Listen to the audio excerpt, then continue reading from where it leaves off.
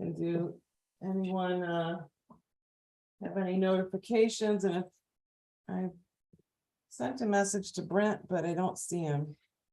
Okay, we're going to get started now. Keith has a hard stop in 30 minutes. Yeah, we'll bring Brent in when he comes in. Okay, on LinkedIn. Okay, It's on Facebook. it's on Facebook. Great. I didn't get that notification, however, and it's on Twitter. Yeah, Twitter's a yes. Okay, so we're streaming live to Twitter, Facebook, LinkedIn, and YouTube. We're about to start the Gillmor gang. We are not going to wait for Brent. We've got Keith leaving in a little bit, so we are gonna go. Steve, I'm gonna get you up on close up. All right, and this way here. We have it. You okay with everyone's audio? I don't care. I just want to get the show started. Okay. All right. Mute is. Oh, I wasn't doing that.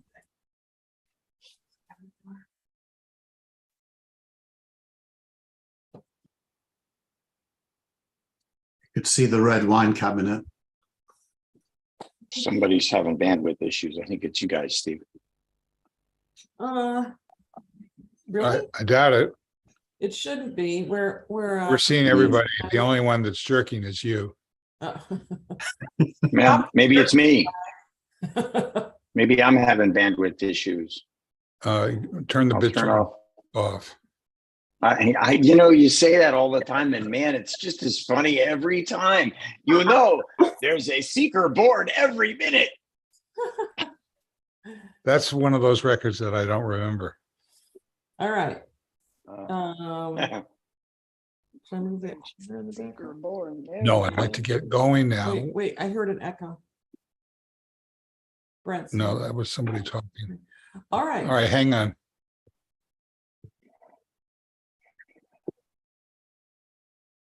Well, there we go. Okay. Hello, Mr. Leary. All right, we're about to Wait a begin. second. What? Brent, can I hear audio, please? Hello. Okay, here we go. Nice picture. Whoa. Quiet, please. All right, here we go. Everybody. All right, mute is off, and we're gonna go in 3, 2, 1, and Hi, Steve Gillmor here. This is the Gillmor Gang. I'm coming to you from a weird sore throat.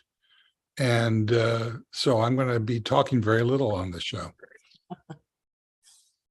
So Brent, what are you going to do? Talk less. Than me? I don't think so. Joining us from the state of August, California. No, it's actually Georgia, is the home of, what's that guy's name? Herschel Walker. Yeah, it's Brent Leary. Welcome, Brent. I speak on behalf of all vampires and werewolves. Yeah, that's all I got. Excellent. And almost enough for a lower third. hi, Brent. Can we see a hat? Uh-oh. A hat? All righty, thank you. From the compact of Massachusetts. Where's the frame?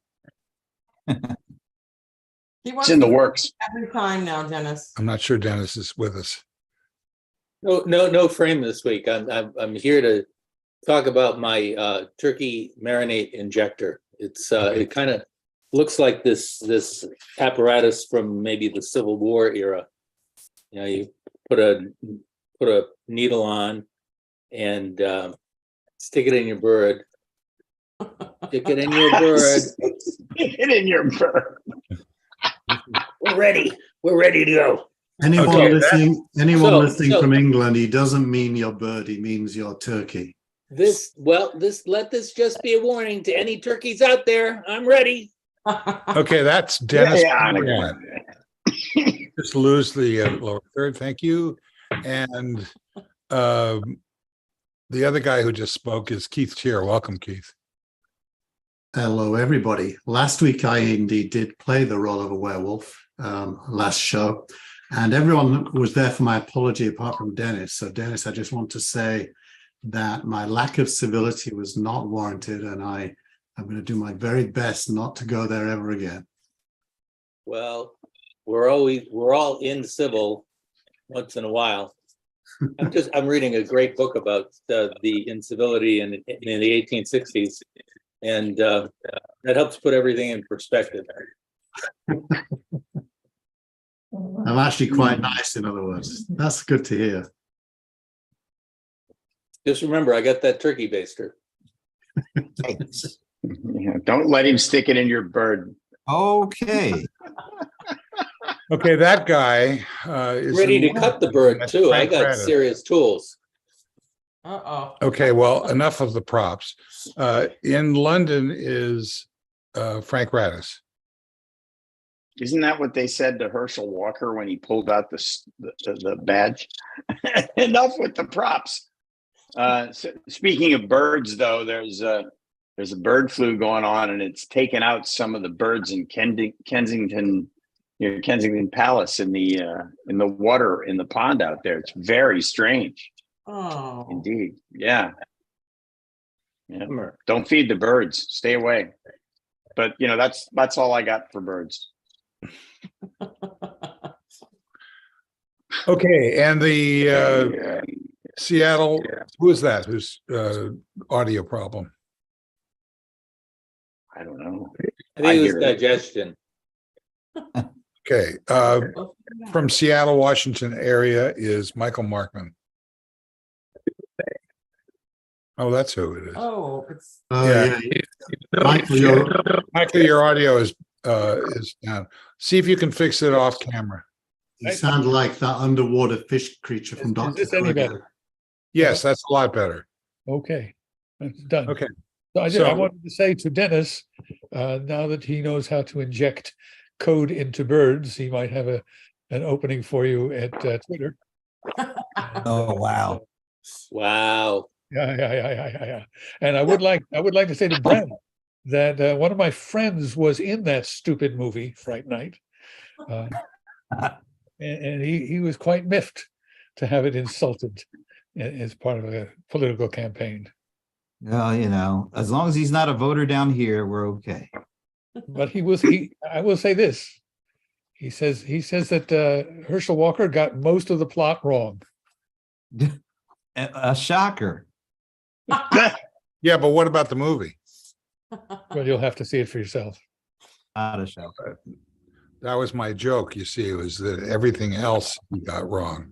Right. The name of the movie he got right. Very good. Okay. At the risk of being the moderator, I'm going to start this conversation about Elon Musk oh, my and the Twitter /FTX what the hell is going on topic. There's more media companies right now than I've ever seen in my life firing people all at the same time just before Christmas. I mean, it's insane. It's amazing. It is, isn't it? It's almost it's either I want to say it's acting like a contagion, but it's not a physical malady. It's almost like a meme. I think what it is budgets get set for next year in Q4, late Q3, Q4. And I've been victim of this myself. I did a bunch of layoffs before Christmas. And sadly, that's kind of when you have to do it. Well, yeah, you're right. And I mean, anyone who's ever had to deal with sort of that system and S1s and all of that knows that happens. It's just astounding to me, though, the number of companies that are doing it. To me, it wouldn't have been as noticeable because we did it at NBC, we did it at ABC, and it wasn't like 11,000 people going from this place and 700 people in management going from that place, and have it sort of span the spectrum of things like from television, even though there's great success in these numbers right now, except for maybe Disco Bros, which is showing some weakness. Well, hang on though. hang on. Keith, I have to push back just a little bit on that. If we're talking about tech companies, a heck of a lot of them, most of the ones I know, don't have a calendar year, fiscal year. They start in Q2 or June or July 1st. So that might be somewhat of an explanation, the fact that they're doing budgets. But a lot of these companies have already set their budgets 6 months ago. So Yeah. No, well, of course you're right. I think there's another explanation, which has to do with the state of the advertising economy. Mm. It also has to do with the liberation from COVID lockdowns. You know, a lot of the run up in tech stocks, especially Amazon, had to do with the fact that they had a business opportunity and the fact that nobody could go out and go shopping. So a lot of companies, media companies, streaming companies, all had tremendous growth because people were locked in, and that kind of sputtered out, and they're reacting to it. You know, advertising budgets are finite. If you look at earnings reports of the last 2 quarters, they seem to have topped out and maybe shrinking. So there is a scramble for dollars, and when that happens, one of the things you have to do is cut your ad budget, and then if that's not enough, you cut your employee. Fire the marketing department. You fire them first, but eventually you have to cut deeper. But to cut to the chase, I think all of that's right. What Dennis said is right. In many cases, what you just said is right. But what that brings us to is that every company has some specificities around it. And Twitter's certainly stand out as being hyper-specific compared to the rest, due to the key drivers of what's behind that are really more to do with Musk's short-term understanding of what he wants to do with Twitter versus anything to do with macroeconomics or even budgets. So well, it also has to do with, I think, Musk's, let's say, personality. I mean, most layoffs are done rather privately. Most CEOs or managers who have to conduct them don't insult their employees on the way out. Most of them don't threaten boycotts against advertisers who pull out. Most of them just don't insult their viewers. You know, Elon has called more attention to what he's doing than, say, what Amazon is doing. Amazon is laying people off.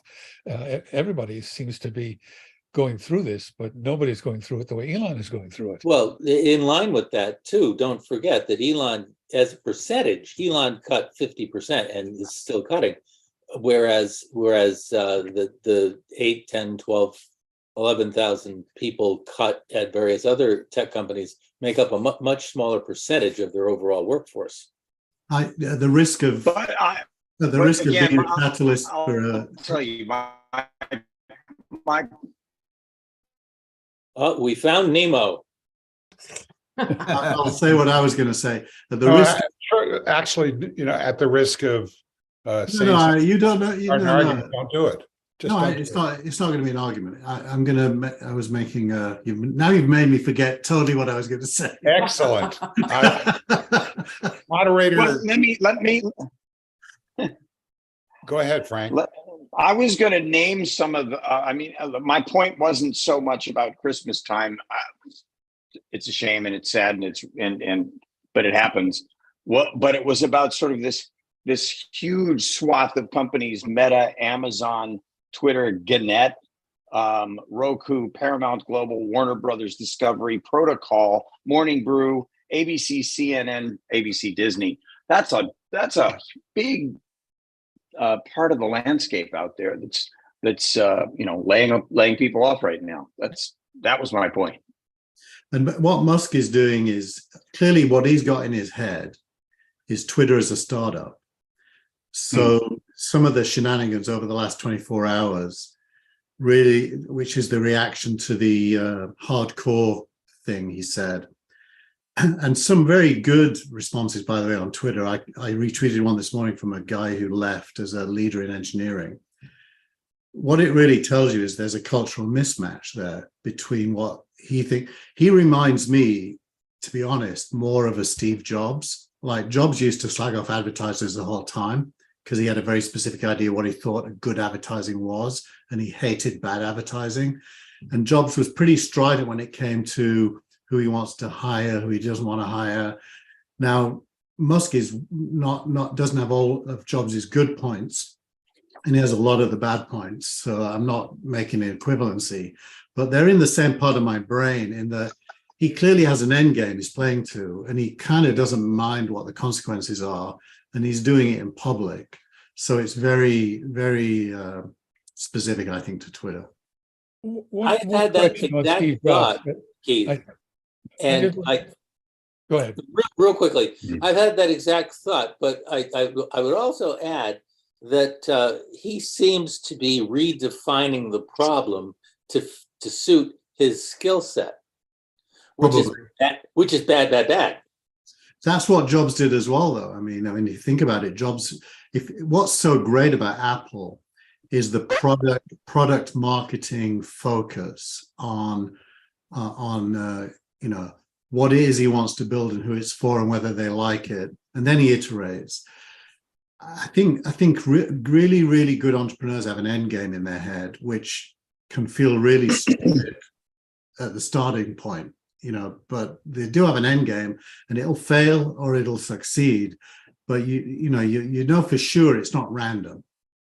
Well, the problem I see, and it's a big one, is that Elon is going to get whipsawed because it is not a startup market anymore in social media. I mean, ask Donald Trump, he who must not be named. And because of that, Elon is going that way when the rest of the market is going that way. That's not going to be a happy ending. Yeah, I think it depends. I could see both outcomes, to be honest. I think there's a lot of variable. I mean, firstly, Facebook and Snapchat are clearly in decline. There isn't really a leader in social media anymore. TikTok. TikTok probably, yeah, but I don't think it's really social media. I think TikTok's more entertainment streaming. Well, in a strange way, all these things overlap. What we call social media is a form of entertainment. What we call social media is a form of publishing. It's a form of news dissemination. They're all marketing. The whole set of products that got named before we figured out what they were good for. Computers, for example. Most of the things that people do with computers have nothing to do with calculation, at least from the user's perspective. They're for writing, they're for editing videos, they're for viewing videos. They're not computers and phones. People carry smartphones, but they get resentful if someone makes a phone call on them because they're using them for satellite navigation and for browsing and tweeting and what have you. And I think social media was named too early. It's not very social. It is more media than social. So what that means, I think, is that the product for any of them is only partly engineered by the company that makes the platform. The value of Twitter is not in Twitter Inc. The value of Twitter is in the users who contribute to it and who use it. Good segue. It makes it much harder to manage than a manufacturing company, where you basically have to design a product, engineer the product, source the product, and market the product. But you are in control of what that product is. In social media, you're not in control of what the product is. Well, unless you think of the product as the sum total of all the contributions, and then how they're organized, I guess, is the tech layer on top of that. By the way, I created a Mastodon account yesterday. I don't know if any of the others of you have done that, just because I wanted to understand what it is. It's the thing everyone in the distributed web world is talking about, Mastodon as a fully distributed Twitter. And so I'm now at KTier on Mastodon. And the first that's social? Yeah, well, I'm on newsy.social. Just to give clarity there, the way Mastodon works is there's lots of servers. You can join any one. I joined one called newsy.social, but they're all interconnected. So it's like one platform, but with many servers. And the first person I saw on the one I joined, it was Jeff Jarvis who was on there, and also Craig Newmark from Craigslist was on there. So it's kind of interesting. It's a little bit clunky to sign up, but you have to be a bit techie to understand what's going on. But so now that I've done it, this morning I registered. The big challenge of Mastodon is it doesn't scale very well because no one's running big servers. So this morning I got the domain name something like megamast.io, and I'm going to put up a Mastodon server that can scale to millions of people. So between now and next week, I'm going to teach you all how to join Mastodon on my server. Good, because I was that'll just, double the population, right? I'm all over it. Like it, Chief. I, I've been over yeah, it. I opened my Mastodon account a couple weeks ago. Yeah. So Which server I are you on? started doing it. I I'm started doing it and then just stopped. I'm Right. I'm on one that's called mas.to. Masto. Masto. I mean, I don't know what your experience. It's a bit underwhelming so far. Like I've got 17 followers and I've got like 5,000 or something on Twitter. So it's a bit underwhelming initially, but the people who are following me, I kind of know who they are. I was getting followers before I started posting. I don't know why, but well, one thing I did, and I would recommend this if you're planning to migrate from Twitter, is put your Mastodon handle into your Twitter name and into your Twitter bio. So if anybody wants to follow you, it's easy to do that.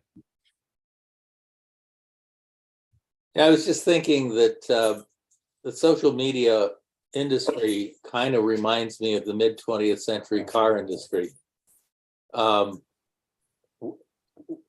War II saved Detroit because it kept all the factories running, not just making tanks, but aircraft and jeeps and whatever. But then there was an inevitable consolidation. I think we're waiting to see the consolidation in social media. In the 1950s, we began seeing brands like DeSoto and Packard and a lot of others either just go away or be absorbed by other companies. And we're already seeing companies like Facebook buying, I don't know, pick one of the half dozen companies they've bought. I have a strong feeling that we're at the beginning of that kind of era. And what comes out of it is a few competitors in oligopoly that is stripped down and ready to compete and make money. And if they don't make money, the stock market's not going to treat them very well, and they're not going to be around either. Yeah, as long as they take care of the customer. Well, that's an excellent point. The differentiators of a lot of companies at this stage kind of go away, and what you're left with is your relationship with the customer, CRM, and what you do. And these days, it's not just the customer; it's all the stakeholders. It's the partners, the advertisers, the employees, and if you don't treat all of them pretty well, you're going to be in trouble because they are your product. Okay, Keith, you got your last shot here before you take off. I just want to say what a pleasure it is to be back and in good spirits, and I'll see you all soon. Ciao Enjoy for your now. turkey. Yeah, don't stick it too hard with that needle. Okay. I got lots of needles. Okay, Can Brent, what else? What else?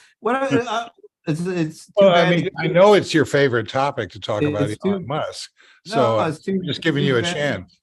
It's too bad to keep left because what is it? FTX, Yeah, I was just going to ask that. Oh yeah, WTF, whatever. I mean, Yeah, those are and the few letters that come to mind. what's that guy OMB who SMB? What's his name? How is he not in jail? How is this thing not really exploded? Like, He's in the people Bahamas, are in the, outraged. undisclosed location. Yeah, where's the outrage? I I don't think get there's it. plenty of outrage. Is there? I don't know. I guess I'm not hearing You it know what? over here that much. I don't think it feels like, it doesn't feel like if the stock market, if a company listed on the stock market had lost $32 billion in market value in like a couple of days, I think we'd be hearing a little bit more about it. than Hey, we you are. bet. You bet there'd be a Justice Department investigation. They'd have done what just happened to Trump by Merrick Garland and put up some kind of special counsel. It's just, it boggles my mind. That's going to really sting. Well, I mean, Merrick I Garland. threw that. All I did was throw that in there so that I could bring up the newest news story. That's all. I know, I wasn't. Unfortunately, we're on the FTX or whatever that thing's called. So does anybody know FTX. anything Why about is Michael? Pardon me? Do you know anything about this FTX thing? I've tried to avoid learning about it. I have tried to avoid crypto since it began to be buzzed about, because there are two things to know two things I figured out early about crypto. It lives on two levels. On one level, it was obviously a Ponzi scheme to begin with. It was offering great wealth for little investment and even greater wealth for more investment. And then on the other level, it had this grand ideology, which was stick it to the man, stick it to the central banks, stick it to the government. So it had this virtual outer face, a virtuous outer face. We have a new store of value that nobody can interfere with, that no government can touch. So that had a certain appeal, I think, to criminals and money laundering. and then it Who knew? And then it had the real proposition was, if you buy some now, you're going to have twice as much tomorrow. And aren't you sorry you didn't buy it 6 months ago? So get in now, because you're going to have four times as much the day after tomorrow. So what you're saying basically is it had a certain appeal to suckers and criminals. And because it's suckers and criminals, and most of the mainstream public seekers. That means that this 32 billion of market value that went up, it only concerns suckers and criminals. So the regular folks are like, oh, ho hum. Well, yeah, didn't really affect us. I don't think it. I think it was a small population, but it wasn't entirely a small population. If I walk into my local supermarket, there's a coin exchange machine that lets you buy crypto from a vending machine. So it wasn't entirely an esoteric proposition. They put it on. They put it right next to where they sell lottery tickets. Oh, okay. In my supermarket. That legitimizes it. It's right next to the lottery ticket. That's right. Are they selling it in Atlantic City and Vegas too? I mean, that's what it feels like. I've been there lately. I'm sure they do. I don't know. I just feel like this. It just feels like people who weren't involved, which is most people, are like kind of saying, "Oh, this is what y'all get for falling for the banana in the tailpipe," which I think is sad because it's still real money that apparently went up in smoke. But it just feels like people are like saying, "Oh, that's just for those folks who thought they were going to get rich quick with the crypto stuff." So, but it was more than just went up in smoke. It just smelled like right away from the very beginning. Oh man, I lost this 30 billion. I have no idea where it went. It was, oh, woe is me, because I'm not a business guy, and I just sort of lost track of it. These are the things that I'm hearing about this. If you are a chartered registered bank, there's the FDIC. Your deposits are insured up to a certain point. Up to a certain point, yeah. So you go to another $30 billion, put more money in the other point in the next bank. Well, you'd have to have $100 million, $80,000 accounts in order to cover that. Well, I understand, but the difference between something that is regulated and something that's completely invisible to the government, or supposedly invisible to the government, is that you have some protection that comes with the regulation. Well, not only that, but we've been talking about this, at least I've been talking about it for a while. It's not just the regulation, it's the infrastructure of finance. One of the big problems with crypto, I've always said, is that it had no central authority. It had no no Federal Reserve apparatus that would maintain liquidity during a crisis. And that's what you've got right now, is you've got a crisis and you've got nobody to maintain liquidity. Everything that they touted as a feature turned out to be also a bug. So, therefore, why isn't this guy in jail? Well, what could be potentially worse is this guy is begging for more money. Oh, wait a minute. Who does that sound like? They're preparing a cell for him right now. His roommate's gonna be Donald Trump. Okay, here we go. Now we've jumped the divide into the Trumpy story. No, I take it back. Frank, no, it's too late. Too late. Frank, You can't go wanted back to do then. this Sorry. about 10 minutes ago. Now you're here. Frank, What am I supposed to say? What? you wanted to make the leap away from the FTX story to the political. No, I did not. I wanted to make the leap to the FTX story. I don't know what you're talking about, man. Okay, maybe I'm confused. Well, what about? Yeah, what about Somebody- Trump? What about Trump? Yeah. Okay, go ahead. I don't know. I'm just saying, what about Trump?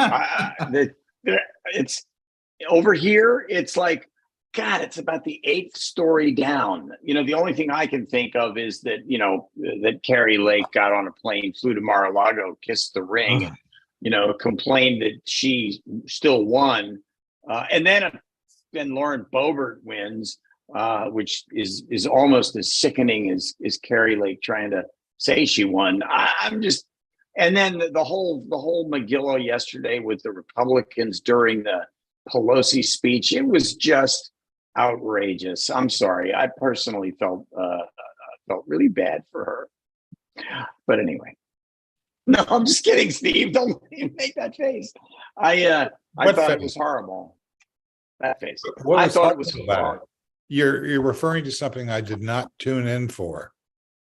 Well, when she gave that look, I like her or don't like her, she created something that was monumental in the Congress, and as a woman, as a leader, and she stood up and she made things happen, and she even documented those things, reminded us of them. And I thought it was really bad that this is a great woman, and the Republicans didn't make a point of even standing up, except for one of them, whom I'm not even sure who it was, when they were talking about. Well, they're out of the party now. But I'm sorry, but it's worse than that. It's not that they didn't stand up; they didn't show up. Most of the Republican side of the chamber was empty. Kevin McCarthy, who would like to get her job, just wasn't there. He couldn't find the time. He had meetings. He had meetings. Yeah. Well, Marjorie Taylor Greene was too busy getting ready to talk about stopping funding from Ukraine. So, Well, all these great. About it. yeah, I mean, so but Marjorie Taylor wasn't there. That sounds like a good thing. Pelosi's accomplishments. So I mean, at the State of the Union, the Republicans, don't stand up and they don't cheer about 70% of the time. I mean, oh, I know that's That's a common big in deal. States of the Union. This is something different. This is the end of a career that is, I think history will mark her as the most effective Speaker of the House, or certainly in the top 3 in terms of what she's able to accomplish. And right, but what she's able to accomplish is in direct opposition to the Republican Party. So I why know would that, they want to stand up and previously- cheer for her? Previously, when I Tip don't agree, Steve. I O'Neill think- retired, the Republicans didn't boycott. There was a different kind of civility. Yeah, they didn't, march on the Capitol with pipes and flag poles. Oh man, come on! That was just a bunch of tourists who were having a good time. Yeah, exactly. I mean, in the shape of things, I wouldn't. Anybody who doesn't recognize what a important person, the person in line for the presidency, I think number 3, correct? Yes.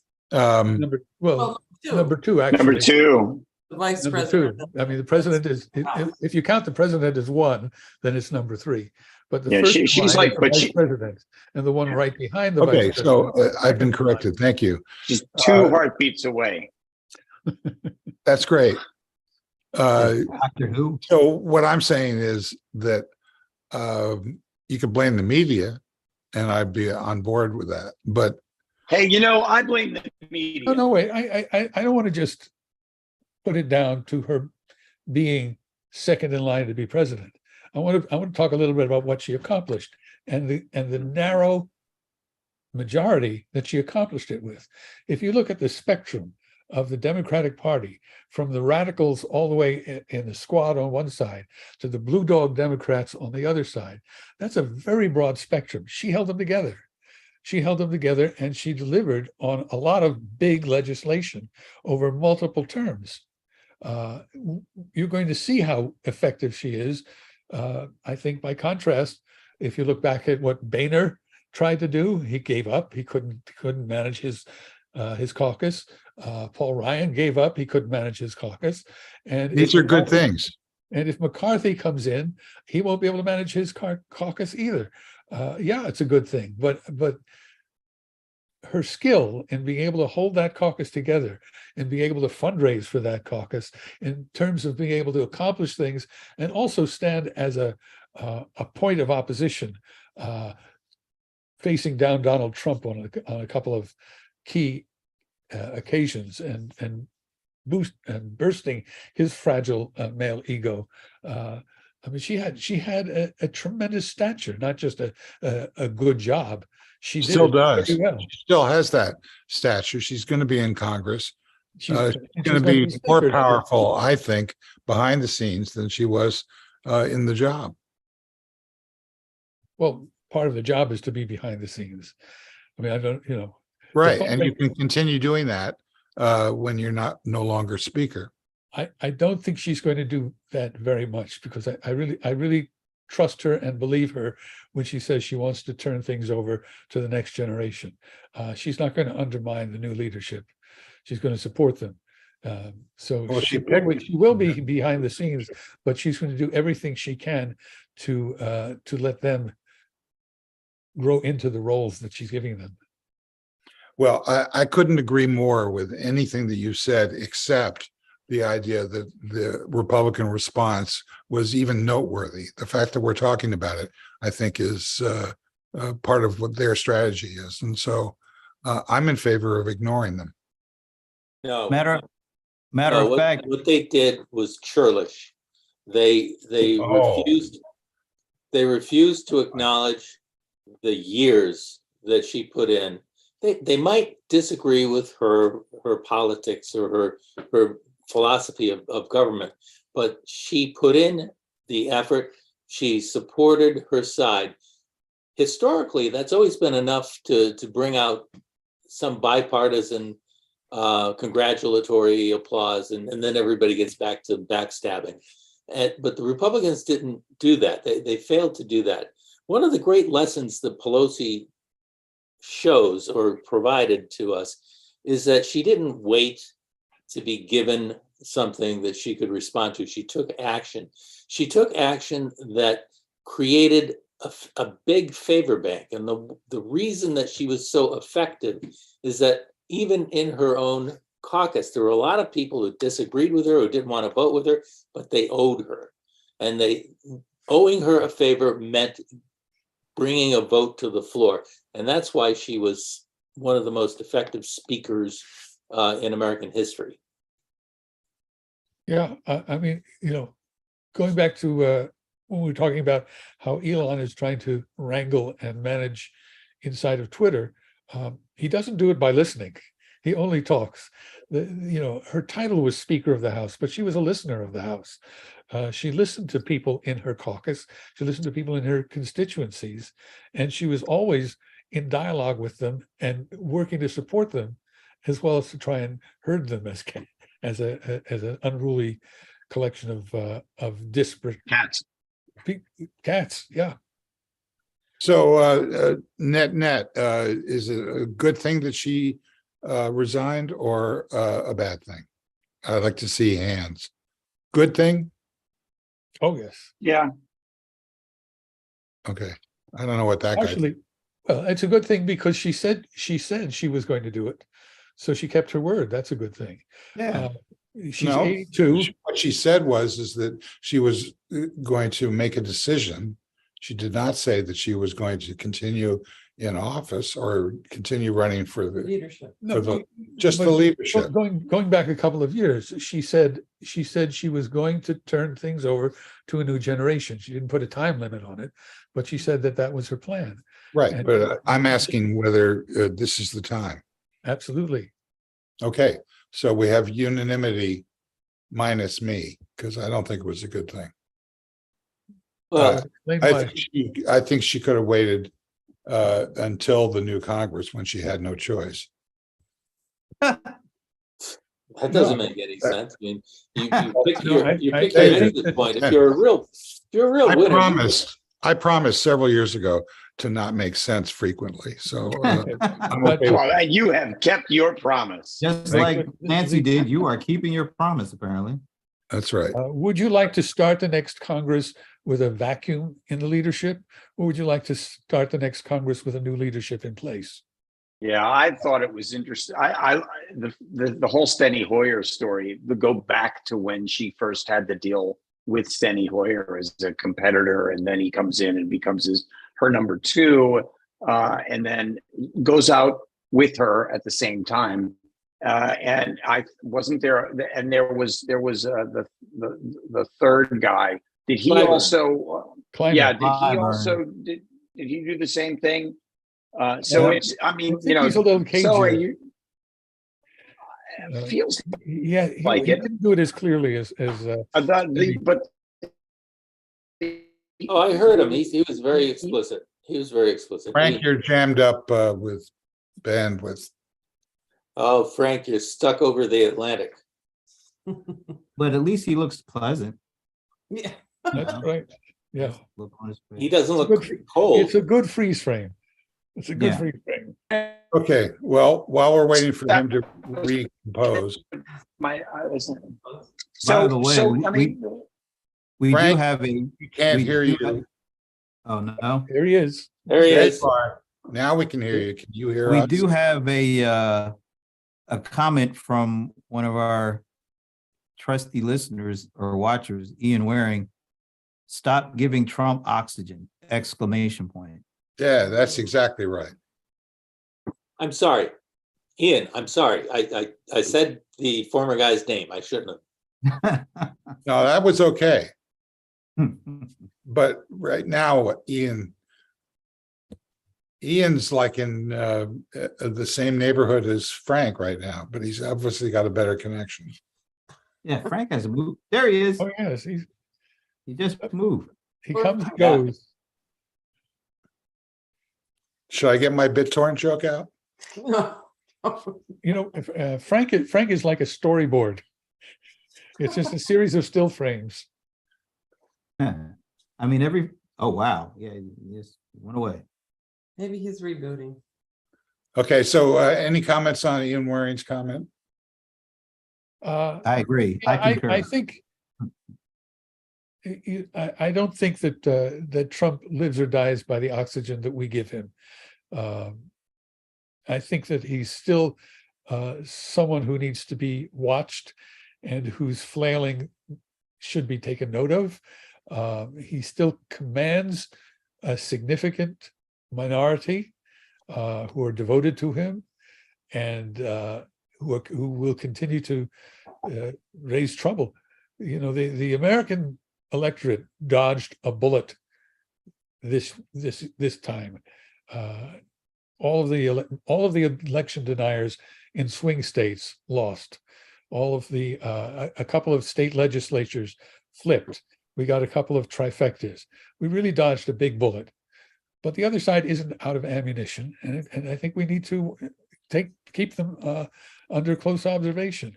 And Trump is part of the thing that we need to deal with. I think the big bullet now is aimed at the Republicans, because anybody who thinks that that guy is going to go out softly and gently into the night, he's going to turn that gun right on DeSantis. I think he already has. And so anybody who thinks that the Republicans are going to come together, he ain't going to let that happen. So I think this is their high point. I don't know if you saw how the New York Post covered his announcement. Yeah, what, a Florida man announces or something like that? Yeah, at the Page very bottom, 26. at the very bottom of the front page, the Florida man makes an announcement. It was that big. Yeah. And then See page inside, 26. it was a very small story filled with snark. That was not the Times, that was the Post. That was the Post. Was it the Post? Times Oh, gave I'm him- sorry. Yeah, thought- Rupert Murdoch. Dennis, you raised your hand for some reason? For some reason, yes. I forget what I was gonna say. I've got the Keith disease. So the Republicans have made a tragic mistake of thinking Trump cares about them. He only cares about That's it. himself. Yeah, well, yeah, that's the point. Trump is only powerful because nobody stands up to him. He's a classic bully. Somebody stands up to him. Actually, 2 or 3 people stand up to him, and he's toast. Hmm. It's like the emperor's new clothing. Yeah, Jason Statham steps in, beats the hell out of the guy, and it's all over. So I have 2 questions. Will Trump be the Republican nominee? All right, that's one. Hands, please. Yes or no? Yes, please. No one? Nobody thinks that he will be the nominee in 24? I think he I don't might, think so. I think he might, but I don't think I know. None of us know, but now you sound like Brent. Based on this last election, and I've been saying this for a long time, there ain't enough crazy out there. I think you're right. I think I- that's could I- exactly it. So Can I if just he, read a little bit of the copy from the New York Post? It's so well done. With just 720 days to go before the next election, a Florida retiree made the surprise announcement that he was running for president. Avid golfer Donald J. Trump kicked things off at Mar-a-Lago, his resort and classified documents library. Trump, famous for gold-plated lobbies and for firing people on reality television, will be 78 in 2024. His cholesterol levels are unknown, but his favorite food is charred steak with ketchup. Trump also served as the 45th president. Eaten charred steak with ketchup, eaten off of a wall. With the plastic. You know what? question number Okay. 2. Question Okay, number 2. yeah. If he is the nominee, could he win? Okay, I think not. Right. But So is there a I have to problem say- with him? Is there a problem with him being the nominee? well, For them. the thing is, here's the thing: For the them. country is still very divided. The Republicans have the House, the Democrats have the Senate by maybe 1 seat, maybe a 50-50 tie. We think that Biden won by 3 or 4 million votes, but actually he won by 40,000 votes in 3 battleground states. If 40,000 people had voted differently, Trump would be in the White House now. So the divisions between the country make anything possible. I prefer my scenario of he loses to DeSantis, the Republican nomination, but he's so pissed and so mad that he runs as an independent just despite DeSantis, which will take the whole Republican Party down with him. And, Uncle Joe wins again if he runs. Well, I think that if he's the nominee, I don't think he wins. And I think that if he's not the nominee, I don't know who would be. And I challenge you all to think about who would be a reasonable nominee to come out of the Republican Party right now. See, you had to throw that word in there. Reasonable. How are we going to answer that question? Someone who has a reasonable chance of actually Again, campaign and Well- possibly winning. So What was if his vice someone president's there- name again? Pence? Would Pence do that? Would he actually run against his former guy? It looks like he's Pence looking is like it. preparing to run. I but don't think he could take it. I think Trump will just steamroll these dudes. I'm I don't- sorry. Party I don't would see take it. you know, here's the issue. It's going to be decided by primaries, and the Republican rules are based on plurality. So it depends on how many candidates are in the running. If Trump gets 30 or 40%, he's a minority candidate. But if there are 4 or 5 other candidates splitting up the rest of the votes, he might have more votes and win more delegates. So there are paths that would take him to the nomination. And there are paths that would block anyone else from getting it. Now, on the other hand, they could all drop out and say, we're going to back one candidate to oppose Trump. If they do that, then somebody else could get the nomination. So I think that's an interesting story. Is which is better, to have a lot of candidates, or to have a single candidate other than the former guy? You don't want a lot of candidates. We've already seen that movie. What are they like? Yeah, I 15 know. folks that originally opposed him the first time around. He just mowed them down one by one. You need. Yeah, but he had name recognition and none of those other ones did, Well, he still does. including Jeb Bush. Nobody cared. Well, he still does. Yeah. So But there does- are a couple of big differences between 2024 and 2016. 2016, the Trump balloon was buoyed by a lot of wishful thinking. He will grow into the job. There will be adults in the room who will keep him from doing anything awful. He is a successful businessman. His TV image was widely believed by people.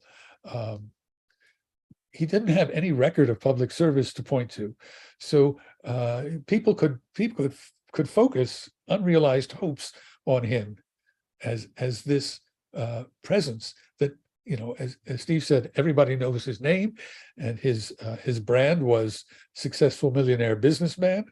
That was his brand. It wasn't true, but it was his brand. None of that's going to be true in 2024. All of that's gone. And the other thing was, his opponent in that campaign was Hillary Clinton, who was the victim of a multi-year, decades-long smear campaign, and the Benghazi hearings. And she had her own issues with, there was a small fanatical Hillary fan club, but she didn't have the kind of broad emotional appeal that Trump had to his base.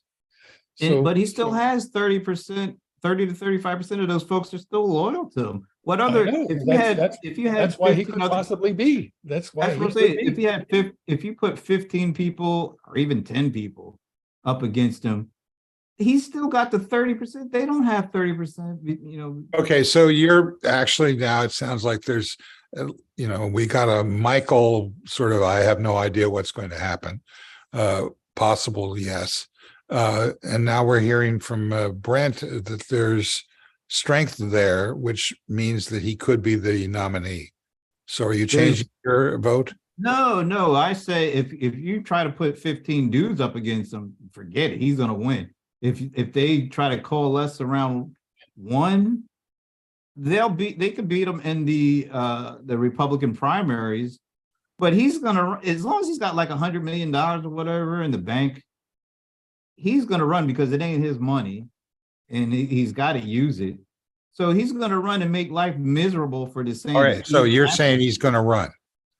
I'm saying he's gonna run whether he wins this the Republican nomination or not, because he don't care about them. He only cares about the question was, is he going to be the Republican standard bearer? Yes or no? No, I already said no. No. Okay, so everybody except possibly Michael says no. Correct? No. No, he will not. He will not get the nomination.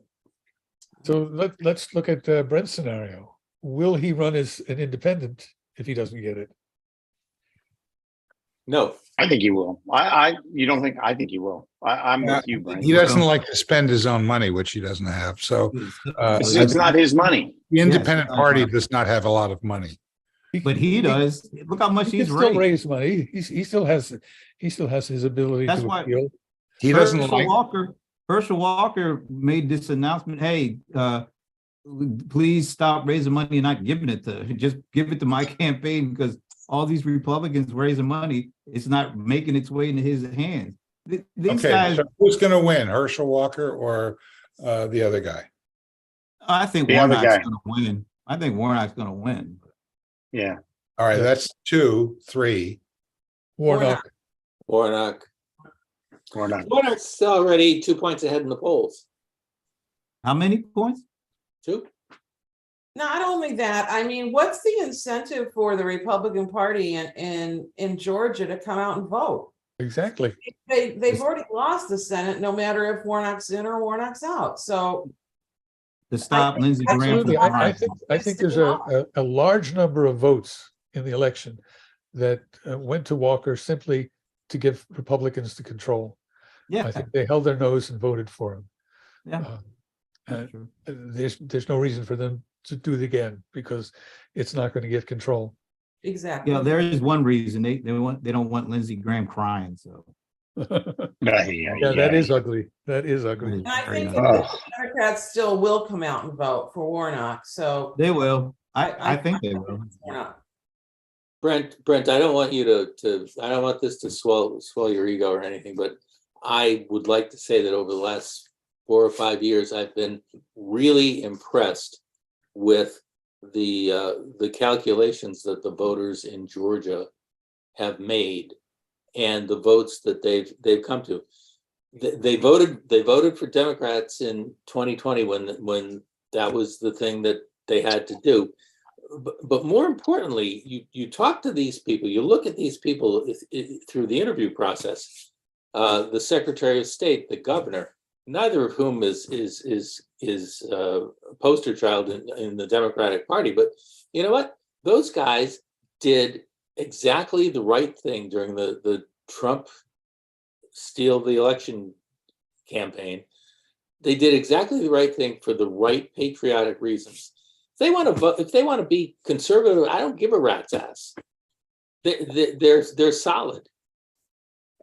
So I think when the election comes up in December, they're going to do the solid right thing. They're going to do it because for their own preservation and their own for their own benefit.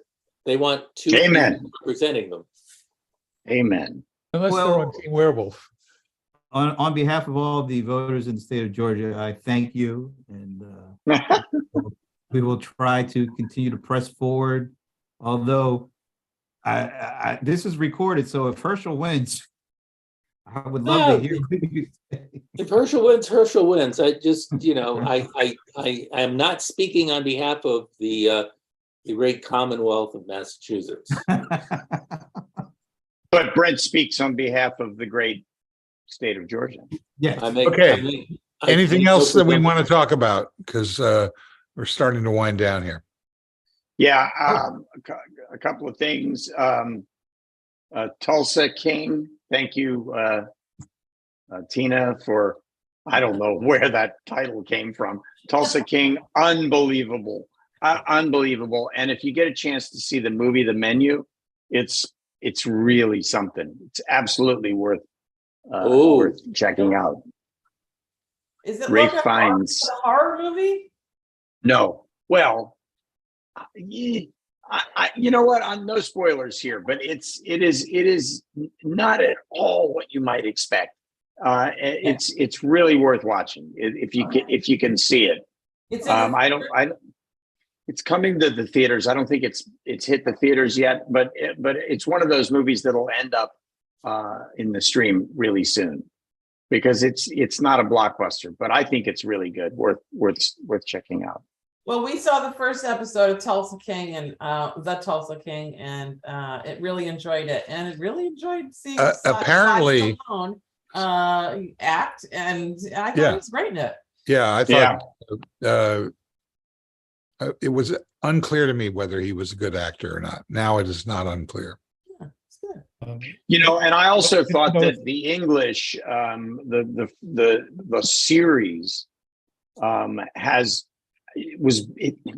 something about it made it better than the 5th season of Yellowstone, which I was looking forward to, and don't feel like I'm getting out of that 5th season what I got out of the first 4 seasons. But the English was there, so there you go. Yeah, It'll be if you're going about the English. We read your newsletter and then we follow your orders, and I did, and so I think the English, I like it. No, okay, it's okay. all right. Wait a A little minute. too many pregnant pauses for me.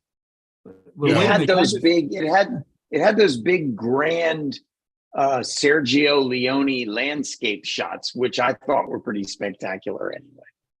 I just want to point out, we just went 1 hour and 5 minutes into this show.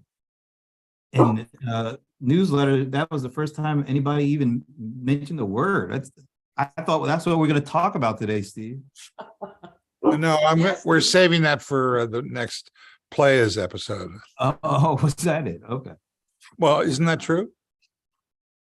I mean, you No, made some announcements on the Players yesterday about I didn't make forthcoming, it. newsletters from your partner said something about that. In January, he said there's going to be a Players newsletter. More work. Ay. It is work. Well, I want to say an epitaph for the Protocol publication, which is about to go out of business. Wow. Which was an interesting site that sort of split the difference between TechCrunch, or at least the old TechCrunch, and the newsletter space, which will, I think, inherit it. What is that? I can't see it. That's the Somebody Washington read- Post. Dennis? Breaking news, special counsel for Trump investigations to be named by Garland. I said that. That's why I Yeah. said that. I got that That was my- notification. Okay, last thoughts, Michael? Yeah, I think that Lawrence Tribe is going to have words with the Attorney General over that. He's been advocating no special counsel because he thinks that will just delay things as the special counsel organizes their office. But maybe it can be done in a way that he just comes in and takes charge of an investigation that's already well underway. And any other thoughts? You got 2 seconds. Yeah, I've lost interest in the Yellowstone. Mm. Yeah, I agree. Yeah, it's weird. Particularly now that I have to actually pay for it. Yeah, see, Frank, You know- you're in a different country with different Yeah. rules. Okay. It's funny. I actually get Yellowstone as one of my free choices, not free because I pay for it, off of my YouTube TV account without going to Paramount for it. I couldn't. It was weird. I have this odd situation going on with my American accounts versus my British accounts because I can't remember which one is which. And we're not gonna, you can talk with Keith about that when he returns. Oh yeah. Okay. Fine. Okay, good. Can I ask a question? Since I'm a recent subscriber to YouTube TV, is there anything you can do to get rid of the commercials? Yeah, pay $11.99. Oh, no, No, no, not really. But No, YouTube. don't you get the moments of zen and the logo with the little tinkly music? And my wife is ever since this horrible thing happened to us last week, and that was that the Sling box was discontinued. All of the servers were shut down. It just went away. Boom. So it obviated for us that we have to now use with the VPN, the YouTube TV. It's the only way. I guess we could do it with Hulu, but it's the only way we get to see American TV, which is, you know, pretty much ingrained in my soul. I don't know about my wife, but she hates those. She said, I'd much rather have the commercials than that moment of zen with the bears again. I'm exactly opposite of that. I think they're Me great. too. Me too. I think it's terrific, but she. Okay, you know, that's Dennis, last thoughts. Lots to be thankful for this year at Thanksgiving. Dodged a bullet with the election. It looks to me like we've been talking about this for a long time, but Trump's second act is a farce. It will be a farce. First time was drama or tragedy. This time it's farce. Things are shaping up pretty reasonably. COVID seems to be on the wane. Not a lot of people sick. Not a lot of people dying. The economy seems to be coming back more or less.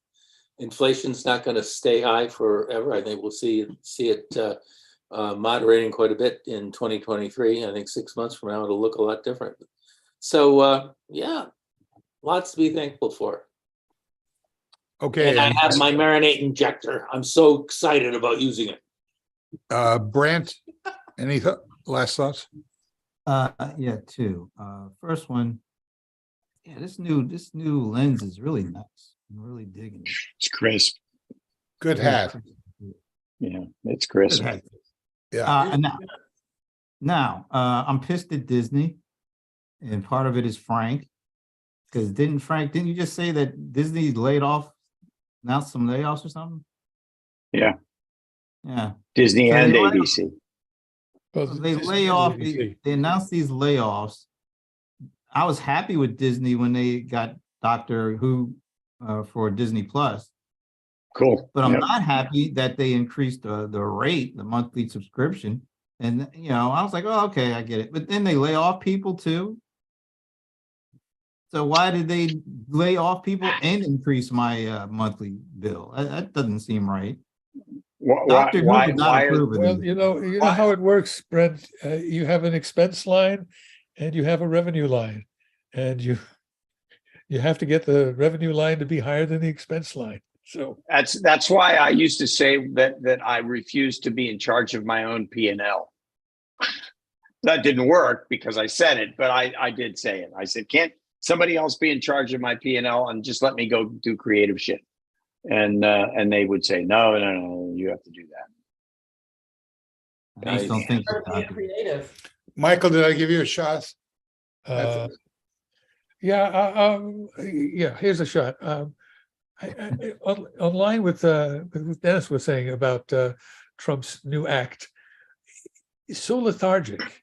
He seems to be not in it, and you have to wonder if he wants to be president or if he's just using it as perhaps a get out of jail card to try and slow the prosecution around. He never wanted Low to be energy. president. He just wanted to I win think and walk around. Nah, he He stopped never could taking do his work. Adderall in the morning that day. And if you saw the Drudge Report the other day when he made it, he had a headline about Trump running again, and then the second story was the Adderall crisis in America. I thought that was pretty funny, actually. Okay, Tina, last thoughts. Okay. Last thoughts. Happy Thanksgiving to everybody. Be careful if you stuff the bird and bake the stuffing in the bird. That's always chancy. This is the first time I think ever that our family is going to have Thanksgiving not on Thanksgiving Day. So my plan is to watch the Macy's Thanksgiving Day Parade in peace and not worry about cooking anything that day. And we swing into the rest of our holiday season. I don't know. I'm kind of upbeat. I'm surprised that we're here in a sort of upbeat feel after this election. That was surprising to me. I like the feeling. I think it's nice time for a change in the House. I think Nancy's doing the right thing here, and I think she's going to guide someone really terrific to be the minority leader and You know, Hakeem Jeffries is a great choice. One thing more, I just want to give some kudos to Dennis because I think he saw the outcome of the election earlier and more clearly than any of us. He expressed a great deal of confidence in the American voter, and I think he proved right. all Thank right. you. Oh, Pelosi clap. one last thing, just remember, turkeys can't fly. So Oh, they can't fly long distances. as God is his witness, he didn't know that turkey. So anyway, come on, you guys do fire sign. I can do WKRP in Cincinnati. Oh, okay. What is? Yeah, but they dropped those turkeys out of a helicopter, for God's sakes. Yeah, but as God is his witness, he didn't know they couldn't fly. That's the whole. That was Okay, hilarious. That was a great show. you What got are me. the wings for? Hmm? To eat. Well, Oh, well, Hey, awesome. speaking of turkeys and tech CEOs, Ken Olson used to give his employees turkeys every Thanksgiving, didn't he? Or was it on Christmas? I don't remember. I do remember the act. Does anyone have a favorite recipe for Thanksgiving that's other than turkey? Yeah, Chinese. That sounds very good. That's honestly, that's exactly what we're doing. Really? We're going to China. We're going to go to Chinatown and feast out on, I don't know, chow mein. Ooh, That's what all the that Jews sounds do on so good. Christmas Day. Yeah. You know, it's not like they. Yeah. It's not. It's honestly, it's not like they really care about Thanksgiving here in the UK. Well, Okay, I want to thank everybody who showed up and especially those who didn't. We'll see you again next time. Bye-bye. bye-bye. Cheers.